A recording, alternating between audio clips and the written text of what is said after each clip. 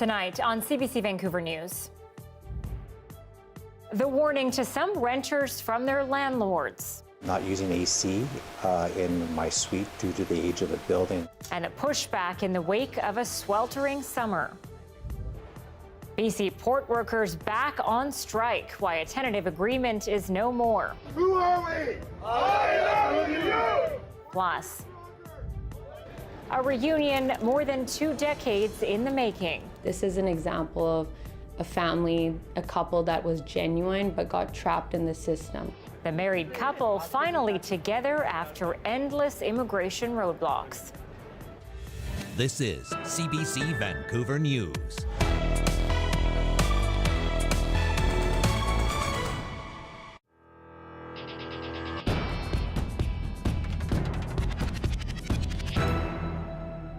Good evening and thanks for joining us. I'm Anita Bathe. We begin tonight with BC's port strike. Workers are back on the picket lines as of about an hour and a half ago. They've rejected a tentative deal. Dan Burrett joins us live near the port in Vancouver. Dan, this is a pretty big deal as this impacts people across North America when it comes to the movement of goods. What are we hearing tonight? We're hearing horns of support. We're seeing barbecues, and we've got workers, 7,400 of them, back on picket lines after the International Longshore and Warehouse Union announced today that its caucus voted down a mediator's recommended settlement terms. It says it doesn't believe those recommendations would protect their jobs now or into the future. It claims despite record profits, the BC Maritime Employers Association has not addressed cost of living issues. The Employer Association argues the, quote, fair and comprehensive package couldn't satisfy some of the union leadership, and it's choosing to harm Canada's economy. The federal labor minister ordered a mediator to give both sides terms of a possible settlement days ago. And last week, a tentative 4-year deal was announced by both sides. That has now been rejected by the union leadership. So Canada's largest and busiest port is back behind picket lines. The Greater Vancouver Board of Trade estimates the 13-day work stoppage disrupted about $10 billion worth of goods, and backlogs could take months to clear. For its part, the union says it is willing to bargain at any time for as long as it takes, Anita. The economy just can't sustain this. It's $800 million a day. We're approaching $10 billion in disrupted trade. This will affect the Canadian GDP for months to come. It will disrupt employers. It will disrupt family businesses. It will be felt by consumers throughout the economy, throughout the country. That's just some of the reaction we're hearing from other chambers of commerce and business leadership, which have said that it's not sustainable. We've already heard calls from Premier Danielle Smith for the federal government to reconvene Parliament and legislate workers back to work. As we said, the union says it's willing to bargain at any time, but right now, BC's, Canada's largest port and its busiest port is back behind picket lines, as you can see. Anita. Dan Burrett live tonight outside the Port of Vancouver. Thank you. Now to a story about a man who says he's gotten a notice from his landlord warning him against installing an air conditioning unit in his suite. His situation has others pushing back too as temperatures climb. But as Ali Patargay tells us, the worry is it's whether the heat or risk eviction. And it just comes apart like this. Ryan Laniel has been using this portable air conditioner for 3 years. In summer heat waves, it's a lifesaver. I've seen it up to 38 degrees inside my suite, and that has been with everything closed off during the heat bubbles. Last month, Laniel received a notice warning against having ACs. The New Westminster Tenants Union says 8 buildings, including Laniel's, received the same notice. It says tenants would be liable for any damage caused by AC units. The warning comes as the province announced they would give out 8,000 free air conditioning units to seniors and vulnerable people. At first I was kind of concerned, and I heeded the warning, because of course he states everything is, terms of wrecking your lease. In the 2021 heat dome, more than 600 people died of heat-related illnesses. The coroner's report says most deaths were seniors and occurred indoors without adequate cooling systems.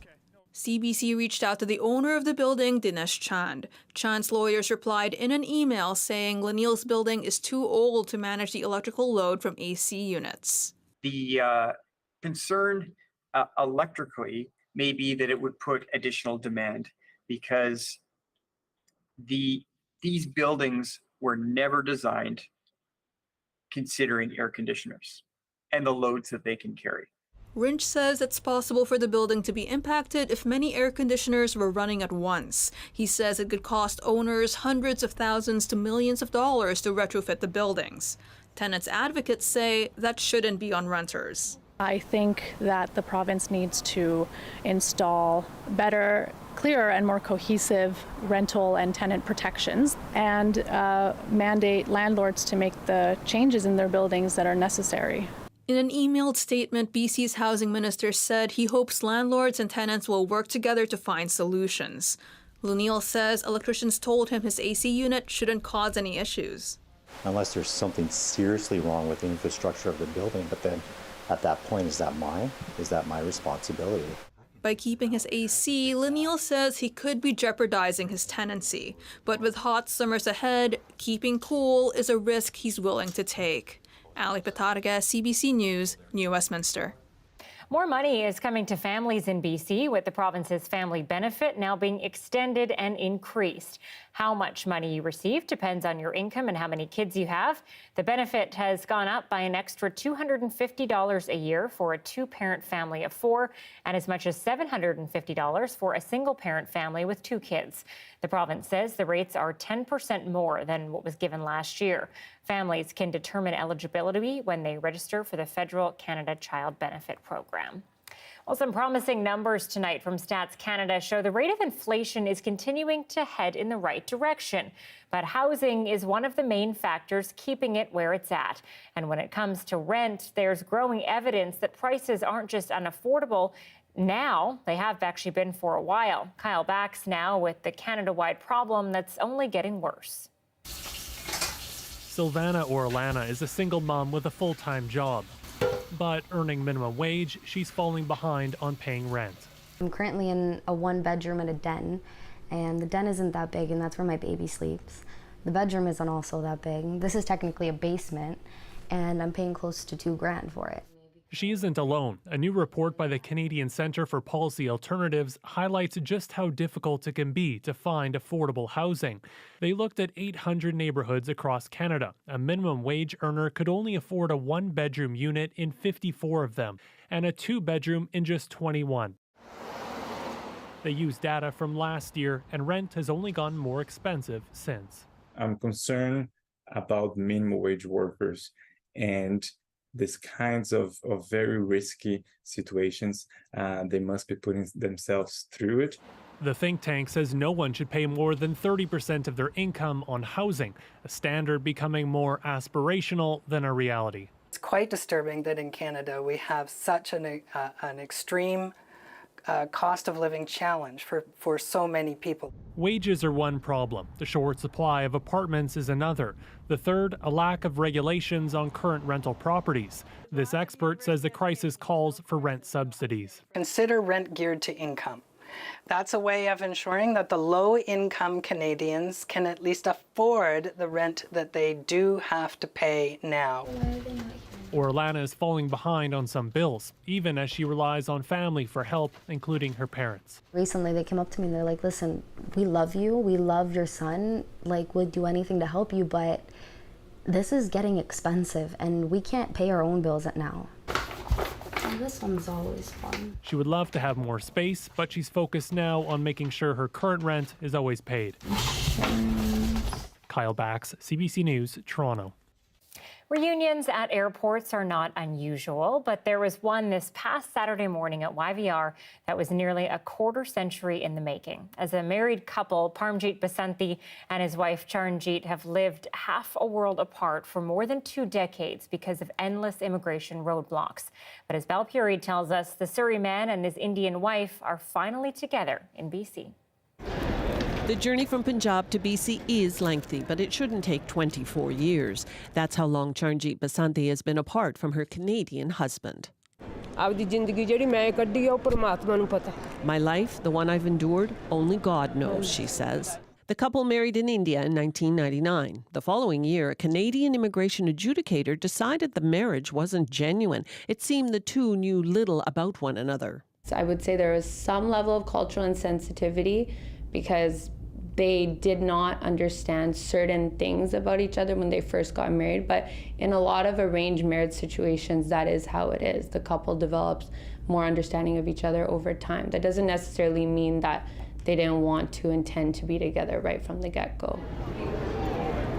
Over 2 decades, 5 Canadian permanent residence requests were denied. A 6th try by Charnjeet's husband was approved last September. He's 72 now, she's 55. Other than regular phone calls and a couple of holidays in India, they've lived half a world apart. It's a confirmation of permanent residence for Charnjeet Kaur Basanti, finally. Date stamped, finally. July 15th, 2023, here in Vancouver. It's a very happy ending. Bittersweet to some degree, of course. I mean, that's almost a quarter century of processing. The longest I've ever seen, but they're very happy to be together. Of course. The government won't comment on individual cases. It says to protect the integrity of the immigration system, officers have to determine if a marriage is genuine as a first defense against marriage fraud. PR applicants have to prove they didn't marry just to get status here. Fraudulent marriages are usually uncovered quickly. This is an example of a family, a couple that was genuine but got trapped in the system, got put into that pool of individuals that participate in fraud even though they were genuine. So you could argue that the system can be overzealous disproportionately to people that don't deserve it. This is an egregious example. An access of information request has been filed for details on immigration's change of heart. So when Mr. Basanti got married, I would have been 6 years old. So, you know, they've been waiting a very long time. He pulled on all our heartstrings when he comes into the office. We call him Uncle now. The long, frustrating experience has taken a toll. We've built nothing together, she says. We lived without children. We had no child. Then we too had to live separately. Our caring didn't get to flourish. Newlywed dreams may be out of reach, but new hopes, they say, will help finally build a life together. Belle Puri, CBC News, Vancouver. Great to see a happy ending. All right, Highway 99 is closed southbound at Highway 17A as yet another overpass has been hit by a commercial truck with an oversized load. It happened earlier this morning, and the highway is now closed to allow ministry staff to assess the damage caused to the overpass. Travelers traveling from the Massey Tunnel are being diverted onto Highway 17A. However, 17A is closed northbound, so drivers are being warned to expect heavy delays in the area. Since December 2021, 20 overpasses have been hit in BC. Well, the promenade along the White Rock Pier is also closed until further notice after it was damaged by construction crews earlier this morning. The city says an old concrete sign was being removed near the pier entrance when the backhoe being used to lift it backed onto the pier and broke through the planks. No one was injured. The pier was also damaged, but has since been okayed to reopen. Now, an update to a story we brought you in May about the possibility of cameras in an Airbnb on the Sunshine Coast. A group of friends were celebrating a 30th birthday party at an Airbnb in Sechelt when they said they found cameras hidden in power outlets in the washrooms. Now, police say that while the units looked suspicious, they were not, in fact, cameras. Sunshine Coast RCMP say the units were removed and sent to the laboratory for forensic and functional examination. On June 30th, Sunshine Coast RCMP were advised they were in fact electrical outlets and did not contain camera, lenses, or any type of storage or recording devices. The complainants, the homeowner, and the Airbnb have all been notified of this finding.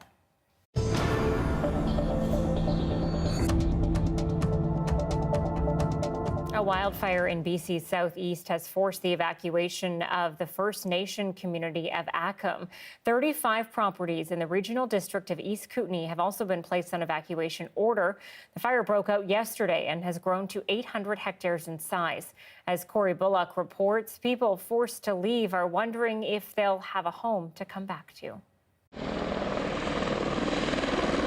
We have several homes that have burnt to the ground. Like they're just not there anymore. You know, standing chimney and that's it.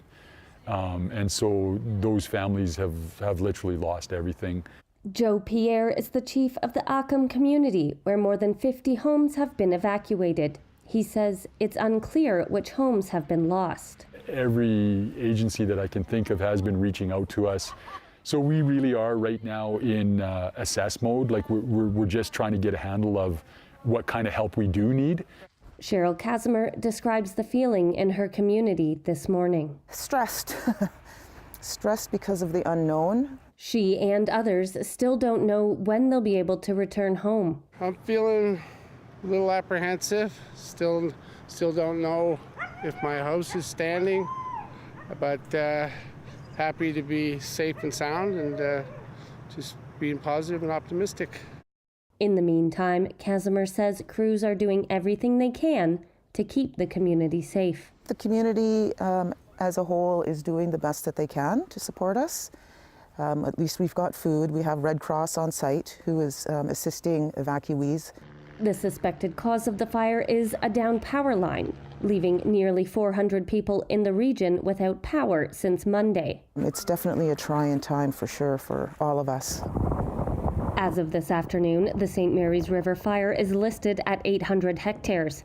There are wildfire crews, heavy equipment, aviation crews, and structure protection on scene. And as BC enters its most destructive season to date, Chief Pierre says it's a wake-up call. He says prescribed burning and other fire mitigation efforts need to be a priority. Prescribed burning needs to happen all over our province. The wildland interface needs to be taken care of. For now, residents here are left to wait, watch, and worry. Corey Bullock, CBC News, Cranbrook. And to the rest of the wildfire situation in BC now, there are more than 400 fires burning, and the province is outlining an action plan that includes support from the Canadian Armed Forces. Joel Ballard is live with us now. Joel, some much-needed help arriving around the province. Yes, Anita, this summer has already become the most destructive wildfire season on record. More than 1.39 million hectares of BC have been scorched. Currently, more than 150 people have been evacuated. And today, the Minister of Emergency Management didn't mince her words when she said, "We still have a long road ahead of us." Now, on Sunday, Canadian Armed Forces soldiers landed in BC to help. The province says the military will be directly responding to the fires. Today, 75 soldiers were sent to Vanderhoof, and tomorrow another 75 will be deployed to Burns Lake in northeastern BC. The support is substantial, it's robust, and it will give British Columbia the tools and personnel that it needs to keep people safe. Okay, Joel, along with the wildfires, BC is also facing a severe drought. What impact has that had on farmers and ranchers? And apologies for that technical issue there. Well, Anita, the Ministry of Agriculture says the drought and wildfires have led to a hay and feed shortage. Cattle farmers and ranchers are struggling to source enough food for their livestock, and they're being forced to make really difficult decisions around their futures, deciding whether to thin or even sell their herds. This is not an easy time to be a farmer. With fires, floods, drought, extreme heat and extreme cold, animal diseases, and a pandemic, all within the last 3 years. And the wildfire and the drought conditions aren't expected to ease over the coming weeks. The province says there's more hot and dry weather in the forecast, with little rainfall and higher than average temperatures, all of which could add even more fuel to the fires. No kidding. Joel Ballard reporting live tonight. Thank you. And despite stage 4 water restrictions in Parksville, there's concern the city isn't following water restrictions itself. The water ban includes no lawn sprinkling, vehicle washing, driveway washing, and filling of swimming pools. Yet despite the total water ban, the city continues to water its own parks and fields. This is leaving some residents upset. Be facing the same set of water restrictions, especially when there is some of those exceptions, but I believe that we should all kind of be pulling together to limit our water use. The city of Parksville says watering of public parks, open space, and sports fields are exempt from restriction stages. All right, Darius Madavi joins me now. And Darius, Joel there talking about little relief in sight really in the coming weeks. What are you seeing?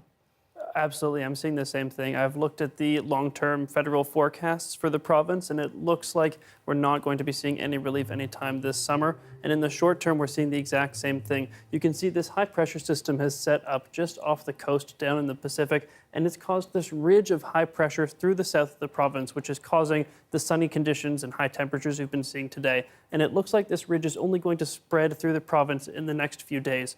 If we look at the temperatures we did have today, you can see that they were relatively high, especially in the south. In the north, we did see them be more temperate, but they're going to keep climbing.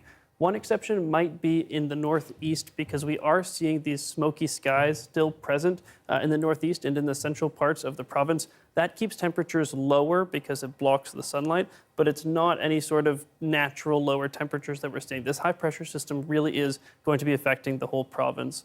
In terms of drought, it's not just temperatures that matter, it's precipitation as well. You can see that over the next 24 hours, we're not looking at anything significant. This light green color, this is trace amounts of rainfall. If that's the most we're going to see, it really won't have any impact at all. All right, Darius, thank you. Thanks. Well, the provincial government will be making a formal apology later this year for its treatment of children from a religious sect in the Kootenays. From 1953 to 1959, hundreds of children were confined to a makeshift school in New Denver after the province seized them from their parents. But the apology is not seen as an entirely positive development. Justin McElroy joins us live now on this story. Justin, who were these children and why did the government take them from their parents? Anita, they were children of a group called the Sons of Freedoms, an offsplit of the Doukhobors, a Russian immigrant religious sect that saw thousands of its members immigrate to BC's Kootenay region at the start of the 20th century. Now, over the decades, their protests against the government involved bombings, arson, and nudity. In retaliation, the province eventually forced their children into a school where they could only see their parents through a chain-link fence. You're seeing some of those pictures right now from a documentary that we made at the time, at which time BC's Attorney General made no apologies for their actions. It is not a failure of the Society of British Columbia to adapt to the Sons of Freedom. It is rather a failure of the Sons of Freedom to adapt to British Columbia. And that failure is marked by police reports, which I get every week.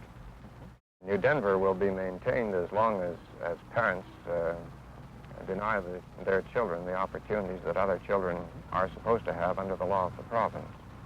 That was then. The school was shut down in the late 1950s and the children returned. And in the late 1990s, the BC ombudsperson at the time led an extensive investigation and called for a formal apology and compensation.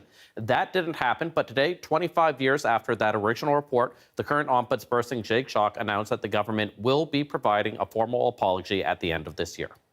Okay, you might expect that to bring some level of closure to things. So why isn't this actually seen as a full resolution, Justin? In short, money. When the ombudsperson did this review in the 1990s, they called on compensation for the children and families affected, given the psychological harm involved. The BC government has committed to an apology, but not compensation, which Clark did say could hypothetically involve hundreds of people. Various people have speculated that there's in the neighborhood of 70 to 100 survivors still alive. But of course, there are families for all of the 200 former children who were apprehended, and certainly they've experienced that intergenerational trauma. And certainly we said at the time back in '99 and say again that the community itself was harmed by this. Some part of that compensation ought to be directed to the community more generally. Obviously much for the government to consider here, but an apology is something many in the Sons of Freedom community have been asking for a long time, and a new chapter in what is seen by many as a dark part of this province's history. Justin McElroy reporting live tonight. Thank you. Well, the City of Vancouver and the Squamish Nation have signed a new agreement that commits the pair to following Squamish principles when working together toward reconciliation. Some of the principles include listening and engaging, learning the advice of the Squamish, and protecting the nation's rights and titles. The agreement replaces an old one that was signed in 2010 before the city implemented a strategy towards the United Nations Declaration of the Rights of Indigenous Peoples. This work that we're doing today is the continuation of the work that was set down to us by our ancestors, our past leaders who had always tried to move the canoe forward and then with the hope that another generation would one day take it up and continue to move it forward to where we all need to get to. Though not legally binding, the agreement does lay the groundwork in the reconciliation process. An ancient western red cedar has fallen in Stanley Park, and the tree is believed to have been centuries old, but it had reached the end of its life. Some experts say old growths are facing increasing stress because of drought conditions, climate change, and pollution. I'm standing in the base of this ancient western red cedar that has just collapsed. Now, you can see what was holding the tree up for years was this very rotten wood. Now, this is called heart rot. So the tree was suffering from this for many, many years, and you can see it's actually hollow through most of the tree. Now, what happened the other day was it just crumbled. All the weight of that tree at this base, it just gave way and collapsed. And now it's sort of just crumbled into a million little puzzle pieces, and it's lying on the floor. What's sad about this tree falling, it had its original spires. It's a candelabra cedar, so it has many, many different tops. Each one of those tops is indicative of a drought summer. So you're looking at like an 800-ish-year-old tree with 10 different tops to it. There was a drought, killed the top of the tree, and then the next year it puts up a new shoot. So what this tree looked like before it fell, it had a million little tops shooting into the blue sky. It's always sad to see these veterans go into the next stage of their life, which is on the ground as a nurse log for the next generation of trees. Although they live for 800 years, they are under incredible stress in Stanley Park. We've had many droughts. It's now a whole lesson in forest succession and how these trees do die, and also the state that we find these trees in today. The average summer is a drought. We were going through a bug outbreak. We live beside a major urban center, so we have pollution. What killed this tree, it's hard to know exactly, but it's probably a combination of all those factors. And when a tree falls, does anyone hear it, right? Well, if a tree falls and no one tells the news, it maybe doesn't make the news, right?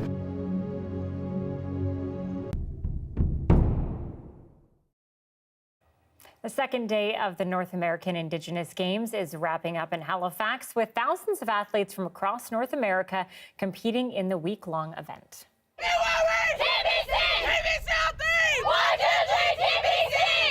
Team BC has been busy with hundreds of athletes from across the province representing various cities and Indigenous groups in sports like basketball, soccer, wrestling, swimming, and today, softball. Jamie Lee Lucas is from Port Alberni and is part of the Team BC U16 softball team.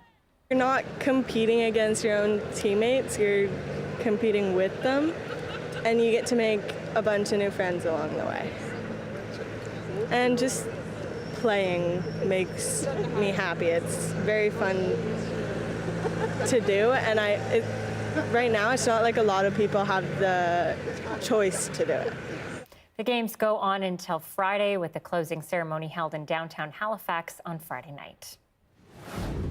Charging for water based on how much you use. It's an idea that's been floated before, and some BC communities are starting to do it. But after the break, why some think metered water should be widespread.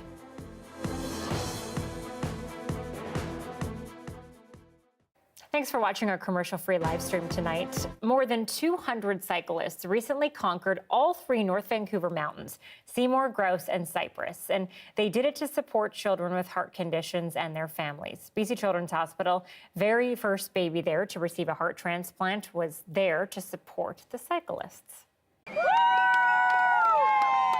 This day is really special because the Triple Crown for Heart is basically raising money for the cardiac unit at Children's Hospital, and because I have the heart transplant, the cardiac unit is very close to me.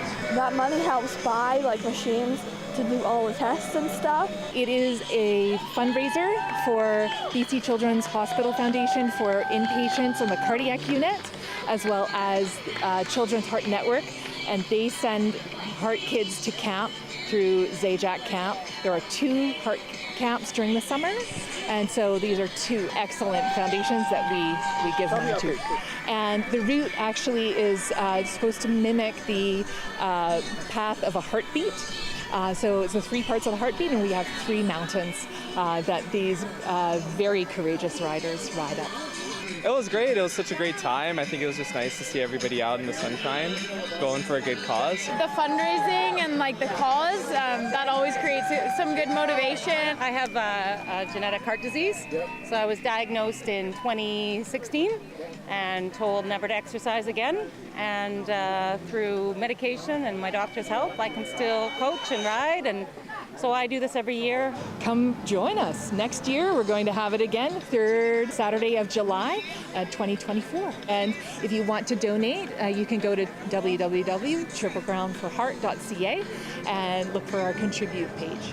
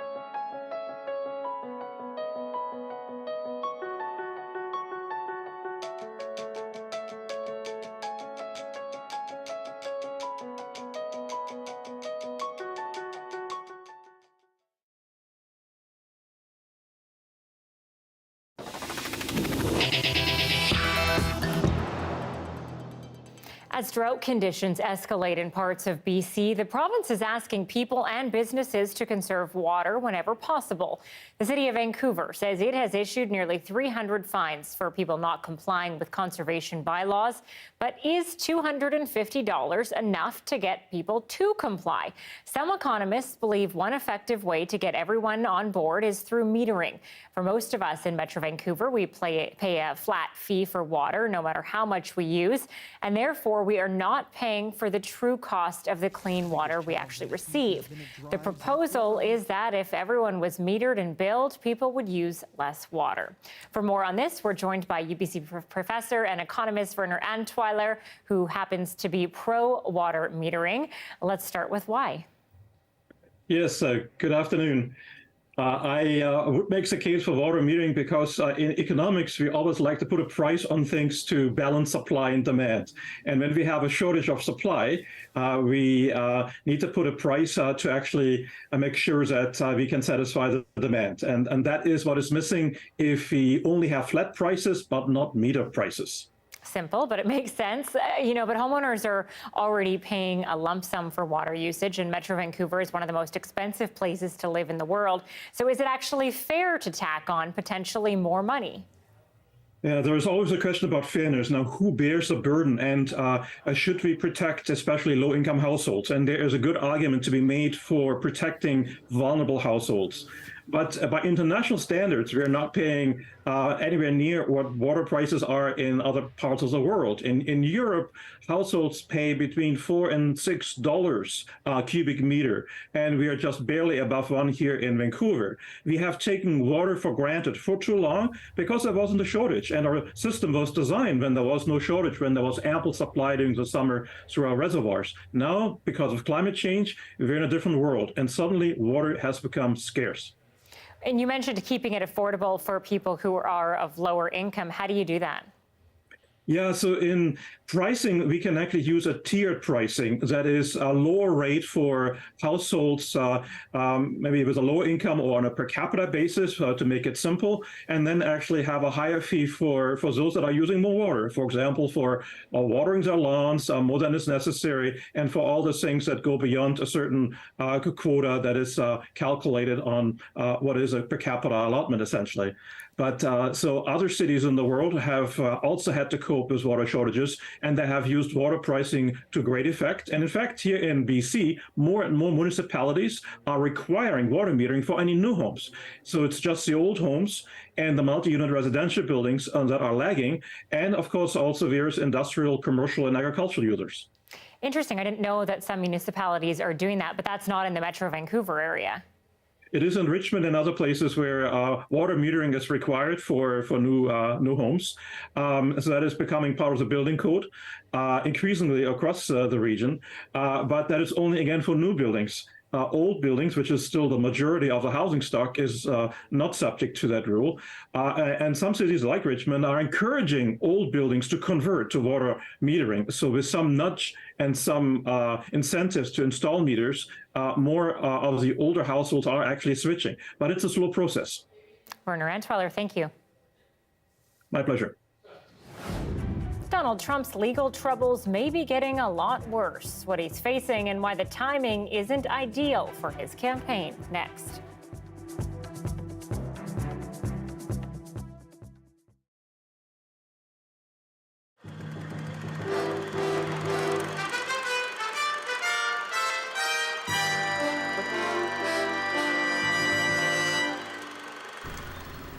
A long-awaited overcast sky holds promise for a community desperate for rain. So where are these clouds coming from? Yeah, we're gonna have good rainfall tonight. Yeah, could be. It's like rain. After the driest August on record, any rainfall would be good. The summer-long drought has pushed Fino's water system to the limit. 1 week ago, local businesses faced a threat water lines would be shut off because the town was about to run dry. The mayor came to my door in the morning and said, Al, we've got a problem. There's a water crisis, and we're going to need you to shut down. And I was pleased to do so. With the help of truckloads of water from neighboring Ucluelet, a disaster was averted. But now the mayor has another problem, critics of how he handled the situation. On Monday, August the 24th, I believe. John, I think you have let this community down. I do believe there ought to be an inquiry into how this was managed. But everybody thinks our town's closed right now. So is our town closed, or are we open for business? The mayor makes no apologies. Unfortunately, this is the first night in how long? This town was not protected properly for fire. And at that point, we were in a state of emergency because we couldn't provide basic protection that is necessary. About 250 people came out to a public meeting that was clearly split on the mayor's response to the water shortage. Some praised him. And I don't think it's fair right now to blame all you guys for this shit because it's been happening for years and it just happened to fall on your shoulders at your time. I feel sorry for you. The immediate crisis has passed, but clearly conserving water is still a priority. When you check into local resorts, you get a room key, but you also get a pitch to take a short shower and not flush the toilet too much. And in restaurants, meals come on paper plates and drinks come in plastic cups because neither has to be washed. Efforts to modernize the local water system will be complete next summer. A new pipeline will soon connect to Fino's water system to another 45 million litre tank at the top of a nearby mountain. All the work on the highway is done, and we've got about 150 meters of pipe up to the reservoir, and it's complete. In the meantime, the tourist-dependent community is open for business, but getting the message out will take time and extra effort. Belle Puri, CBC News, Fino.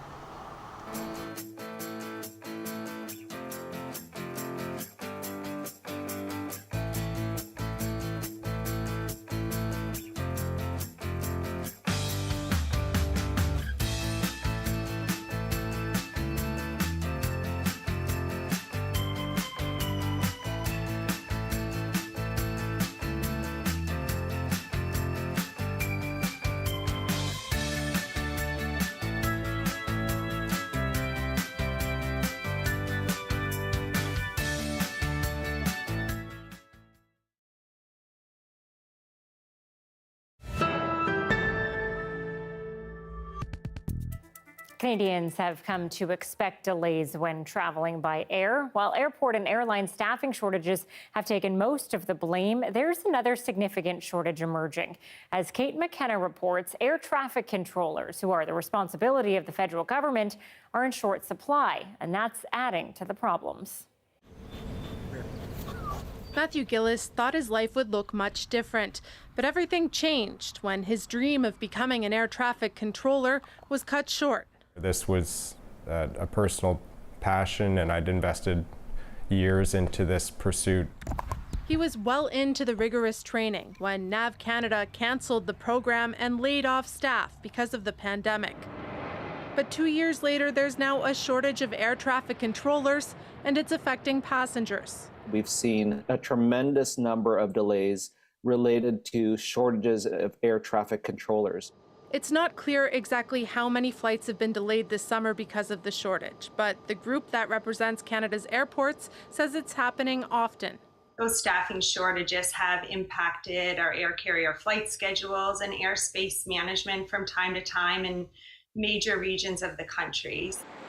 Flying post-COVID has been a bumpy ride. Last year, the entire industry was hit by staffing issues, and of course, there's the unpredictable Canadian weather. We do certainly acknowledge the fact that we have had some staffing-related challenges. NAV Canada says it had to make difficult decisions during the pandemic. And the reality for that is we barely had any planes that were in the sky at the time. It was really at the lowest point. But it says it is only responsible for a small portion of flight delays in Canada.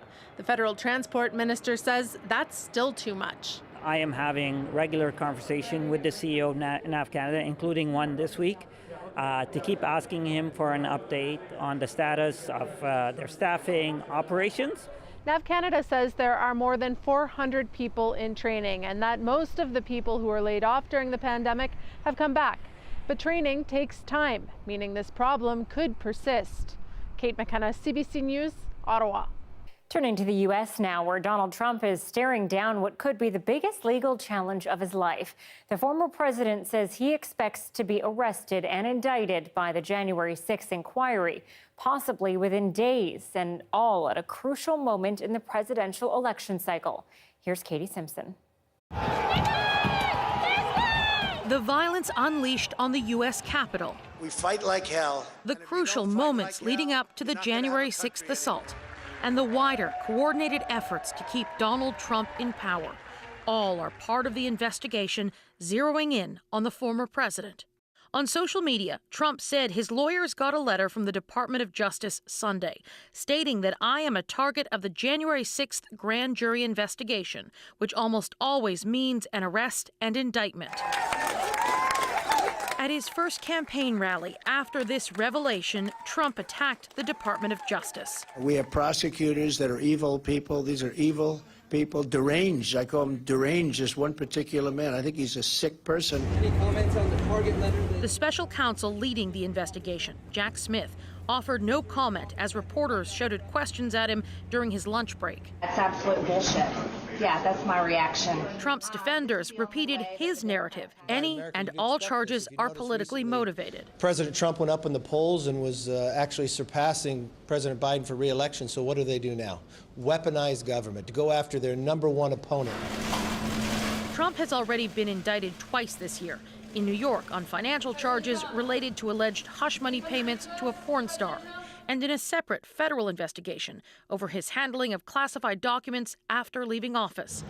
His lawyers in that case are asking the judge to delay the trial until after the 2024 election. Though the legal drama isn't hurting Trump politically, he's got a commanding lead in the Republican nominee race. His closest competitor, Florida Governor Ron DeSantis, was applauded for defending Trump at his own campaign rally by accusing Democrats of targeting his opponent. You don't have one side just constantly trying to put the other side in jail. And that, unfortunately, is what we're seeing now. Parts of Europe today under extreme heat warnings and temperatures so hot they're unheard of in some regions. The strain on Italy's healthcare system is next.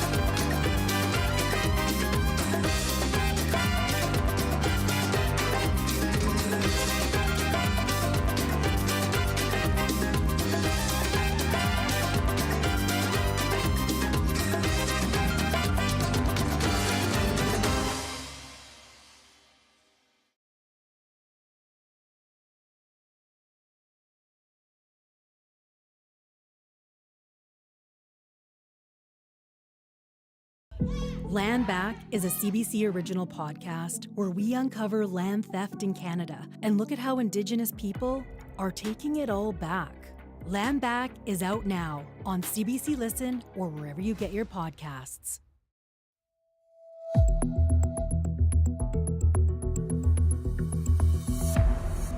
Temperatures are soaring on both sides of the Atlantic. About 68 million Americans are under some kind of heat alert today, and there's no relief in parts of Europe either. As Abby Kugadasan reports, countries are fighting fires as well as record temperatures. From the Swiss Alps, rare scenes of wildfires. To the woodlands of Greece, the blazes are unrelenting as searing heat grips Europe. North of Athens, crews battle the flames from the air. A closer look on the ground shows it's not yet enough. She fights for whole life to have a house, and in a few minutes they're nothing. This couple spent 32 years making a home together. Now it's gone. It's terrible, she says. It's like we're half dead. Elsewhere, as the flames move ever closer, a hymn sung by nuns showing their belief, but defiance too, with one refusing to leave despite this police officer's pleas. In many European cities, the temperatures are rising into the high 30s, even 40s during the day, and a setting sun doesn't bring much respite. Temperatures don't dip far enough towards low temperatures at night. It's just the fact that human bodies need a break during the 24-hour cycle. More than 60,000 people died last summer in Europe due to record-shattering heat. The impacts of human-caused climate change already apparent. We really have the power to do something. It's a big challenge, of course. That's why the international community has pledged to go to net zero. So we know scientifically, again, that we need to do that by 2050 or so. Then there's El Nino, the naturally occurring weather pattern emerging for the first time in years. The recently declared El Nino is only expected to amplify the occurrence and intensity of extreme heat events. Any relief is temporary. Temperatures are not expected to drop because another heat wave is already moving in. The European Space Agency says next week the continent could see the hottest temperatures ever recorded. Abby Kugadasan, CBC News, London. Yeah, I think up to 48 in Rome today. Just crazy. Darius, you're tracking those temperatures in Europe closely. I am, yes. 48 in Rome is record-breaking, as they said. It's one of several records that have been broken across the continent today. We can notice that it's not all of Europe being affected by this heat. Further north, they aren't seeing temperatures that are really outside of what's normal. So I'm just going to break down what we're looking at here. On this map, we can see the actual temperatures that we're forecasting over the next few days. This is the highest places are expected to hit. Anywhere you see white in Europe, that is outside the realm of what would be typical, because those are temperatures well above 40 degrees. On this map, we can see how far these temperatures are from what they typically would be this time of year. So anything that's really dark red, we can notice parts of Sicily and Italy, parts of Greece, really deep red. Those are temperatures several degrees. We're talking 6, 7, 8 degrees above what we should be seeing this time of year. So these maps really just highlight how ridiculous these temperatures are that we're seeing across Europe. This is not something that we would see in a normal year. Alone, this would be an extreme event. With the other heat waves we're seeing around the world, really it's something else. Now, what's driving these temperatures is this high pressure system set up over North Africa, dragging these temperatures, this heat, up to the south of Europe. Now, we saw a similar thing last week. This is technically a new system, but really just ridiculous temperatures that we wouldn't expect to see this time of year. Now, we can also say that the highest, the temperature record for Europe is 48.8 degrees. We might be breaking that in Sicily later this week. Now, nothing like that here in BC. I'm showing this map again because I want to highlight no heat warnings across the province. That could change in the coming days. This system we talked about, this high pressure ridge breaching into the southern interior, those could bring temperatures up to the heat warning levels. Nothing like what we're seeing in Europe, nothing like what we're seeing in the southern US, but those temperatures could reach heat warning levels, so we should be prepared for that later this week. If we move into what we're seeing in the south, you'll notice that tomorrow, we'll see that temperatures are high. We're seeing sunny conditions. smoke for the northeast, and then cloudy skies over here. Now, for the south, again, returning to Vancouver, we'll just see nothing but sunny skies in the forecast ahead, so we can look forward to that in the coming week. Yeah, definitely happy it is not as hot as Europe. Thank you, Darius. Thank you. Today is the last day of the Islamic Hijri calendar, with tomorrow marking the start of a new year. Muslims all over the world use the Hijri calendar to keep track of religious holidays, celebrations, and historical events. It is a lunar calendar, meaning, according to tradition, the new year can only be officially declared once the crescent moon is sighted after sunset. Joining me now is Walid Kadre, a grade 6 teacher at Al Zahra Islamic Academy. Islamic events like Ramadan never start at the same time year to year. So how does the calendar work? So basically, it's a lunar calendar system. We in Canada follow the Gregorian calendar, which is a solar-based calendar, which is 365 days. The Islamic Hijri calendar is a lunar-based system. We follow the moon instead, and so our year is about 354 to 355 days. So there's about an 11-day discrepancy. So like you said, we follow the Gregorian calendar, school, all sorts of places. Does that make it hard for Muslims to mark Islamic events? Yeah, definitely, especially if you're trying to like book the day off for a religious holiday. It's really hard because you got to tell your boss like usually the day before or 2 days before, and yeah, that can be an issue for sure when you're dealing with scheduling. How do you talk to your students about that? How do you teach them about the Hijri calendar?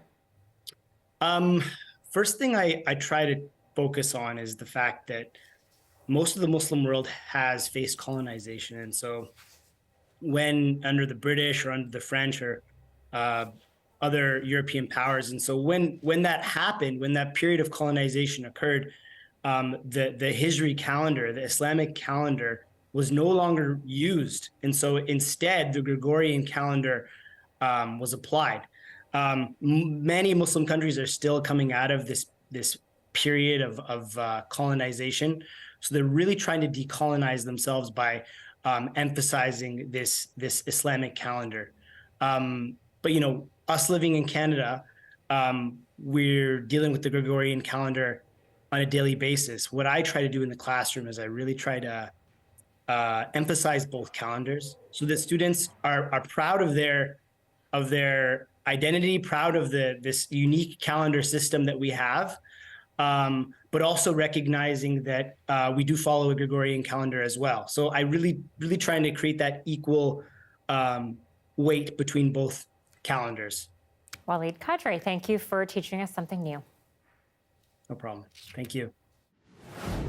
Coming up, these Barbies have been to space and toured the International Space Station, and now you can see them up close at the world's largest museum.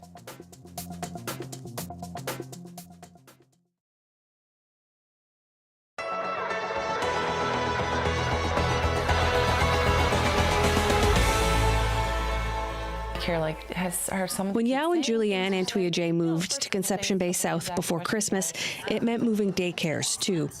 After a few months, the couple says they were called into an emergency meeting and without warning told their 4-year-old son had to go. They say he had some minor issues like crying during drop-off and difficulty transitioning between activities.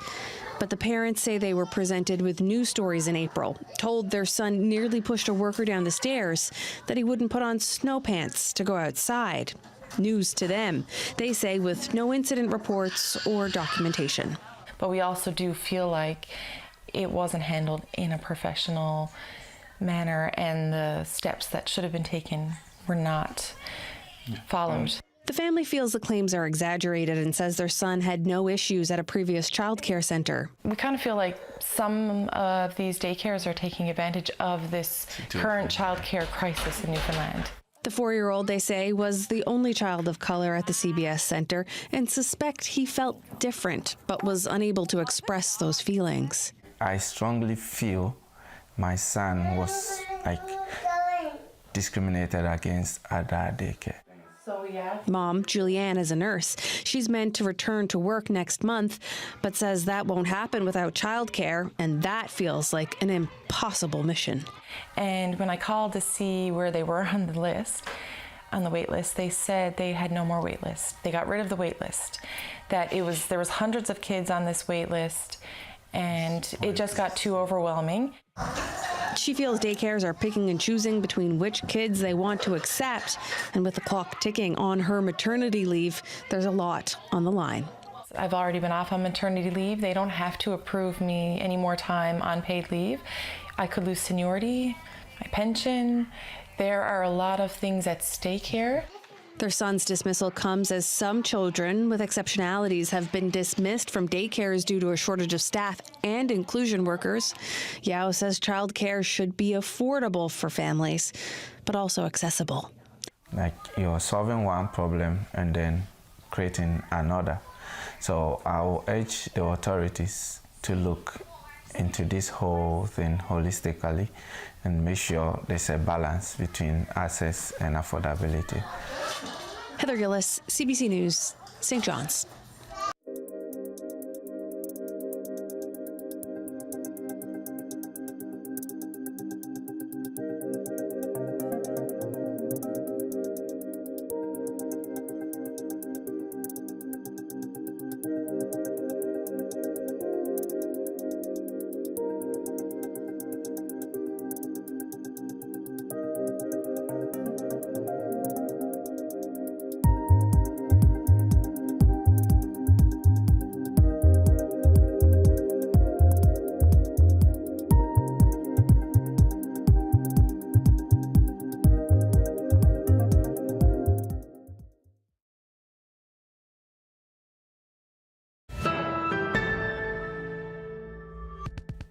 The Barbie movie opens later this week, but there are two Barbies that are out of this world. Ahead of her big screen debut, U.S. travelers can catch Barbie at the world's largest museum. Two of the dolls are on display at the Smithsonian's National Air and Space Museum in Northern Virginia. The pair hold the unique distinction of having traveled to space as part of a visit to the International Space Station in 2022. The exhibit aims to encourage young girls to pursue careers in STEM, which focuses on science, technology, engineering, and math. Very cool indeed. Something to check out for sure. And something to check out, the Barbie movie. Can't wait to see that. Thanks for being with us tonight on CBC Vancouver News at 6. We will see you tomorrow.